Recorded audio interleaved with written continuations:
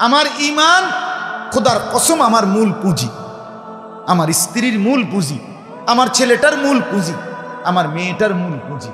ঈমান যদি শেকড় গভীর না হয়, ঈমান যদি কলিজার ভিতরে গিয়া না বসে, ঈমান যদি গভীর না হয়, আমার আল্লাহর সাথে আমার সম্পর্ক হবে এমন মুশরিক, ইহুদি, খ্রিস্টান, নাস্তিক, মুরতাদ, হিন্দু, বৌদ্ধ, যে যখন আমার উপরে জুলুম করে আমি আমার সব দেব, কিন্তু আমার ঈমান হারাবো না, আল্লাহকে হারাবো না।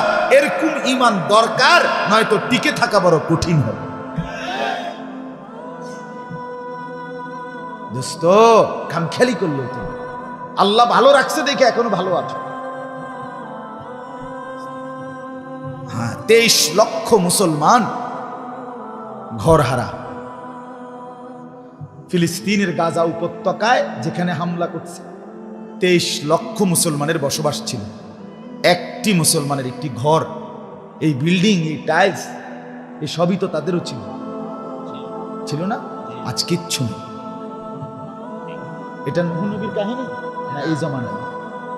তোমার এই মাস্তানি, তোমার এই চুল নিয়া বাহার, তোমার এই মোবাইলের কারণে তুমি টিকা রয়েছো না, সমবয়সী বন্ধুদেরকে নিয়ে টিকে আছো না। না, আল্লাহ দয়া করে যাকে যতক্ষণ ভালো রাখছে এর বরকতে ভালো রাখছে। আচ্ছা ঠিক আছে, মেনে নিলাম, কিন্তু কমপক্ষে নিজেরে নষ্ট করো না, নিজেরে নষ্ট করো না। আল্লাহ তু আগার মেরা নিহি বানতা না বন আপনা তো বন, তুমি আমার জন্য যদি কিছু না হয়েও না, তো নিজের ভালোটুকু তো করো, নিজের জন্য তো করো। কার থেকে দেখে চুল রাখছো দোস্ত? একবারও জিজ্ঞেস করলা না? তুমি না মুসলমান, তোমার মা মুসলমান, তুমি না মুসলমান মায়ের দুধ খাইছো, তোমার বাবা মুসলমান, কেন আল্লাহকে একবারও মনে পড়ে না? তুমি ভোটার আইডি কার্ডে লেখো নাই ইসলাম, তুমি জন্ম নিবন্ধন সনদে ধর্মের জায়গায় লেখো নাই ইসলাম, যাদের পাসপোর্ট আছে তারা পাসপোর্টে লেখেন নাই ধর্ম ইসলাম। তাহলে সব জায়গাতে নিজের ধর্মের পরিচয় দিচ্ছেন ইসলাম, কিন্তু চেহারা, সুরতে, লেবাসে, পোশাকে, চলা ফেরা, উঠা বসায় আল্লাহকে বৃদ্ধাঙ্গুলি দেখাচ্ছেন, ইসলামকে ছেড়ে দিচ্ছেন, আল্লাহকে বাদ দিচ্ছেন। এই অসভ্যতার কি অর্থ আছে বলেন? ছেলেরা বলো মিয়া, এক ওয়াক্ত নামাজ, খানা পিনা তো বেটা জানোয়ারও খায় বেটা, কুকুর বিড়ালও তো খায় বেটা। মুসলমানের ঘরে জন্ম নিয়ে আছে 16টা বছর, 18 বছর তোমার বয়স, 20 বছর বয়স, তুমি তাগড়া জওয়ান, সুস্থ, নাক, চোখ, হাত, পাও সুস্থ। আরে বান্দা, আরে বন্ধু, আল্লাহ পাক 1 মিনিট সুস্থ না রাখলে তোমার আমার বাপের ক্ষমতা নাই সুস্থ।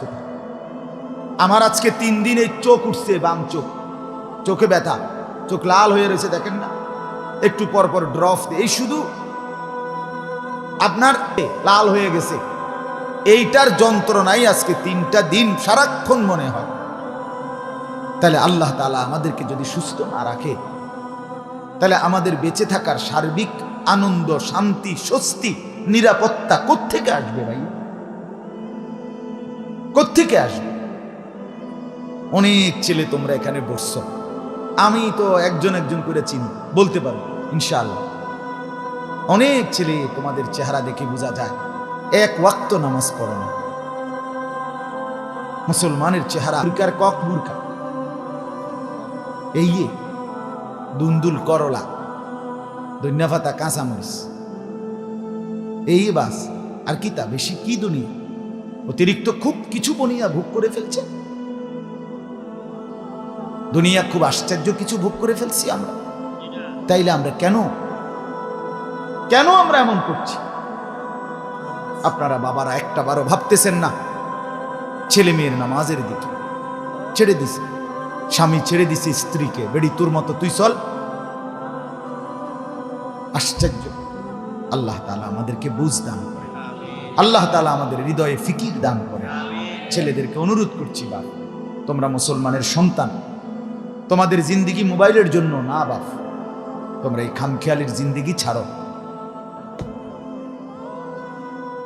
এই বেনামাজি সন্তানদের কারণে সারা দিন সারা রাত মোবাইলে ছবি দেখে, নাচ দেখে, উলঙ্গ দৃশ্য দেখে, এই বখাটে দুশ্চরিত্রের মতো চুল, জঙ্গলি কাফের বেঈমানের মতো চুল যাদের, এই সামনে পিছনে ডানে বামে বড়, এদের এই অব্যাহত পাপের কারণে শুধু এরা কষ্ট পাবে না, পুরা জাতি কষ্ট পাবে।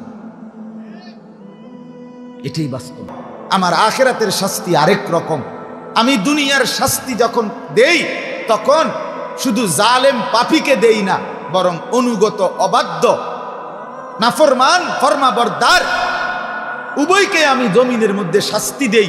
আর আখিরাতে শুধু নেককারকে জান্নাত দেব, নাফরমানকে জাহান্নাম দেব, সেখানে আলাদা, কিন্তু এখানে সমানভাবে শেষ করব। এই জন্য কোথাও যদি ঘূর্ণিঝড় আসে, মহামারী আসে, টর্নেডো আসে, সাইক্লোন আসে, ভূমিকম্প আসে, কোথাও যদি কাফের মুশরিক কর্তৃক জুলুমের শিকার হয়, সেখানে নামাজিও মরে,